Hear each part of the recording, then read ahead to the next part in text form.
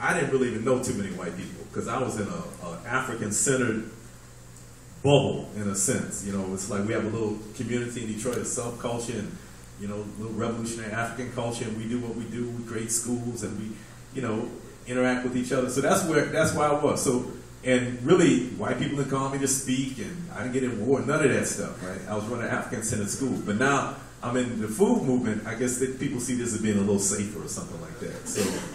So now, you know, I get invited to speak to, you know, to various groups, but I forgot even why I was telling you that. So I don't know. So I was trying to tell you what we're doing in Detroit and wrap it up. Okay.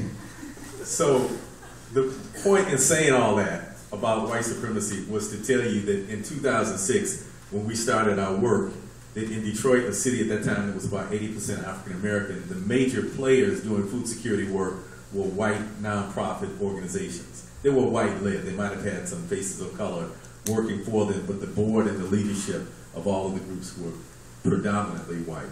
And so we saw something that's being wrong with that picture.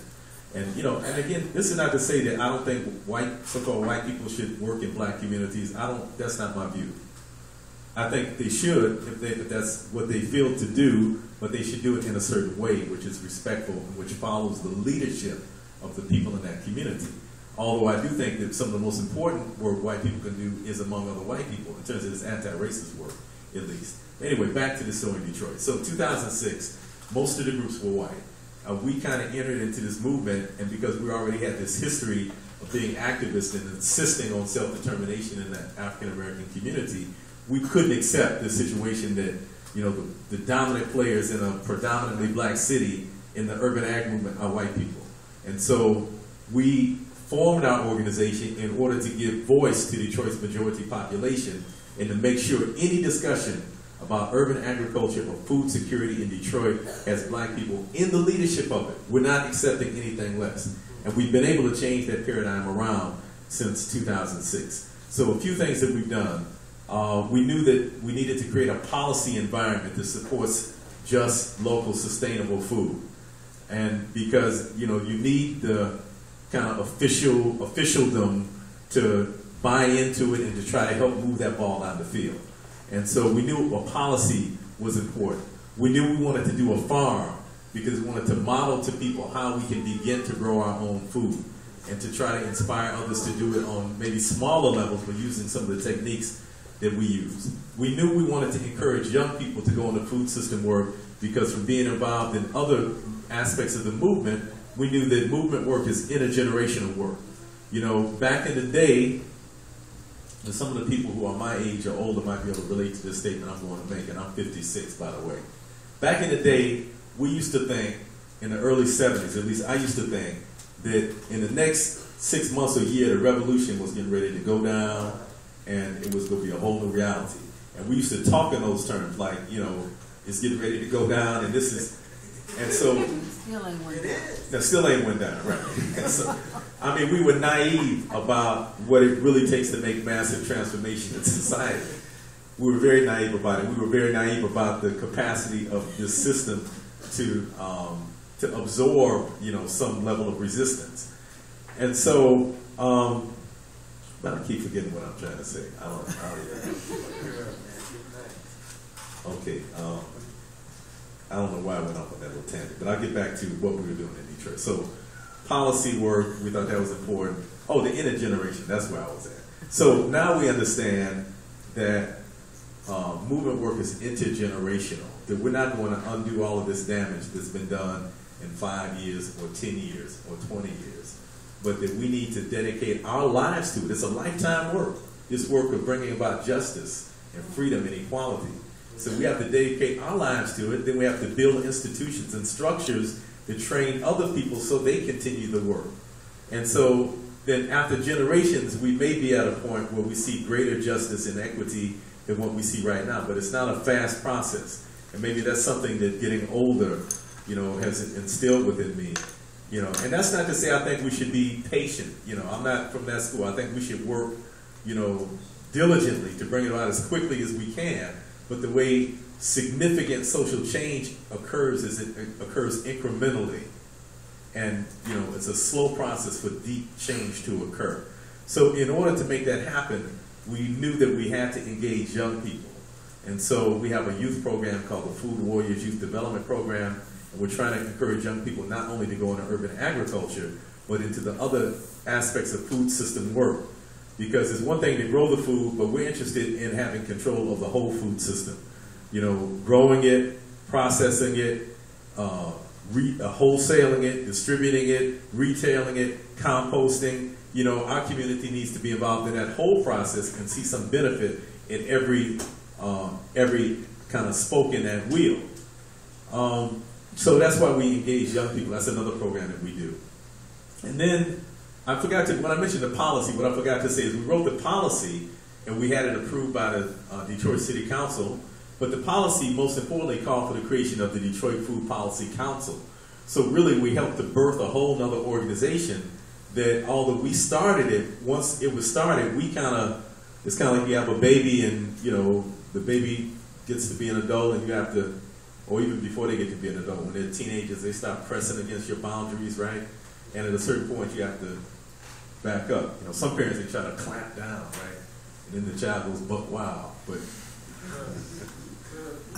Anybody ever experienced that? On either side, the parental or the child side. But see, every time I go off on a little story, I forget what I'm trying to tell you. Youth. Okay, I'm gonna move on because I can't remember what else I was gonna say about that. But now I remember the Food Policy Council. Okay, so we created the Food Policy Council to monitor the policy and to help implement the policy. So it's not just an advisory group, but it does things actually. It's an action group as well. So the Food Policy Council has taken on a whole life of its own. There's 21 members on it, 6 represent the grassroots community, 12 represent various sectors of the food system, and 3 represent the government. Although I don't believe government leads, I think they should have a place at the table. So the mayor's office has a seat, the city council has a seat, and the health department has a seat. And so together we meet every month to examine policy issues, advise the city government, but also to do things. So some of the things that we do is we have 4 work groups that we engage citizens in. One is called the Healthy Food Access Work Group, which engages the citizens in trying to find ways to provide more access to healthy food and to provide information about where healthy food is available. We have a Schools and Institutions Work Group, which focuses on trying to get schools to do buying of local produce. We have an Urban Agriculture Work Group, which has worked with the city to put together a draft ordinance, which will be vetted before the public over the next few weeks. We have public listening sessions where we're inviting people to come out and give their opinion before it's finalized and put before the city council. And we have a Detroit Food Justice Work Group, which looks at issues like the lack of respect by store owners. In fact, there's a pledge called the No Disrespect Pledge that we're trying to get store owners to sign up to, which said they will treat their customers with respect and say thank you, just basic things like that. So that's the Detroit Food Policy Council. Detroit Black Community Food Security Network, also as part of D-Town Farm, we have a lot of things going on. This summer we had an internship program. In fact, the last time I came up here, I met Andrew Diamina, and he is now working for us. He came to Detroit to go to school early in the summer, ended up being one of the leaders of our internship program, and is really helping to develop D-Town Farm. So part of what we're doing is developing young people, and these are not teenagers, but these are folks in their 20s and 30s, to have the skills to do urban agriculture and have the social justice lens and to know how to go about getting jobs within it. We also do large-scale composting, and we're teaching that to people. We're raising mushrooms, we're growing crops in the ground, we're doing season extension, and so we're doing all these things at D-Town Farm. And then finally, last 2 things is we have a lecture series we do with the Detroit Public Library called What's for Dinner, because we think it's important, again, not just to create greater access, but to raise people's consciousness and have discussion around food-related issues. And we participate in an initiative called Undoing Racism in the Detroit Food System, which, of course, addresses the things that I've been talking about today. That initiative has meets every month. We have about 40 or 50 people. Now it's mostly whites. It started out kind of evenly divided between black and whites, but now it's mostly whites who are coming out.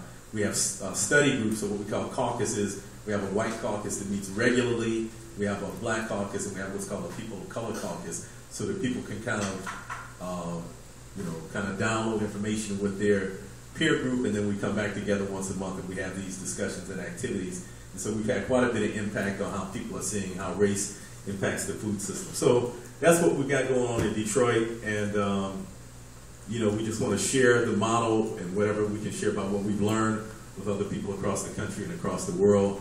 And we stand in solidarity with anybody who's doing work to take back our birthright and to create food sovereignty, because that's really what we're striving for: food sovereignty, not just food security. I'm a fellow in the what's called a Food and Community Fellowship by the Institute for Agriculture Trade Policy. So one of the other fellows in the class that I'm in is a brother named Raj Patel. Anybody familiar with Raj Patel?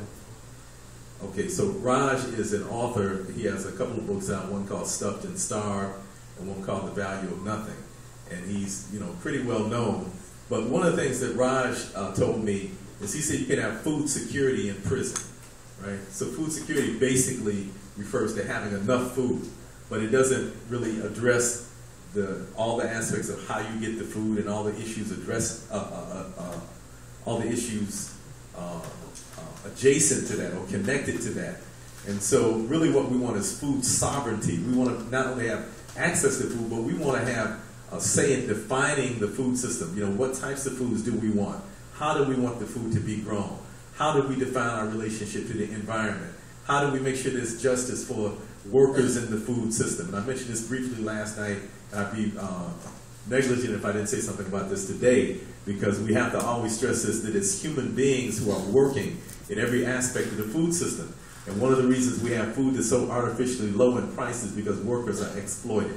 Starting with those workers who are working on the farms, actually growing and picking the food, working oftentimes under deplorable conditions, or having people snatch their papers from them and or deprive them of their pay, and living in deplorable conditions. We have to keep that in mind, because, and even sometimes with organic food, the food was grown by people who are being exploited. So we have to keep this idea of justice for the workers in mind.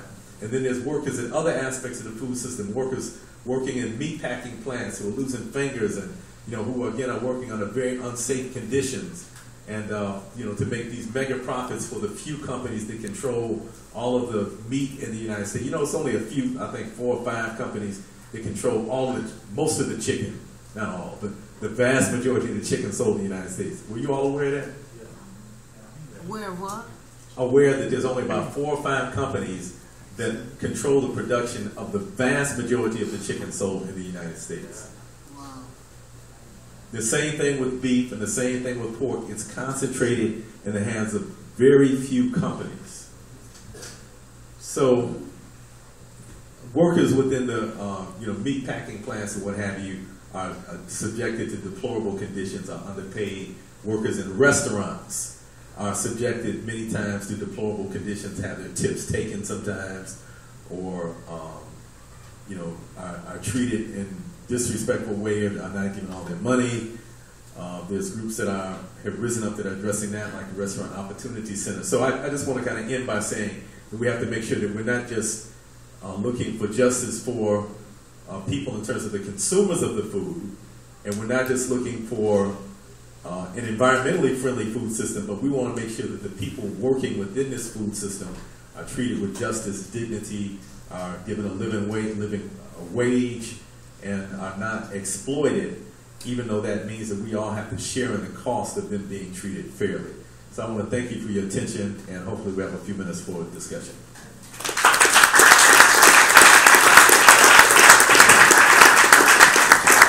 Thank you, and I also, before we go on too much longer, I also want to give thanks to Urban Blend for hosting this event. So if you can give an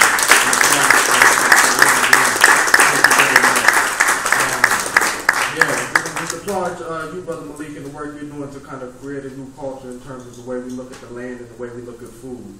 I guess we want to open up this time now. If anybody has any comments or questions, now would be the time to raise them if you want. We got this Brother Malik, and he is a true jewel, so we want to definitely get what we can out of him, and thank you for for being here. So any questions, concerns, comments? Brother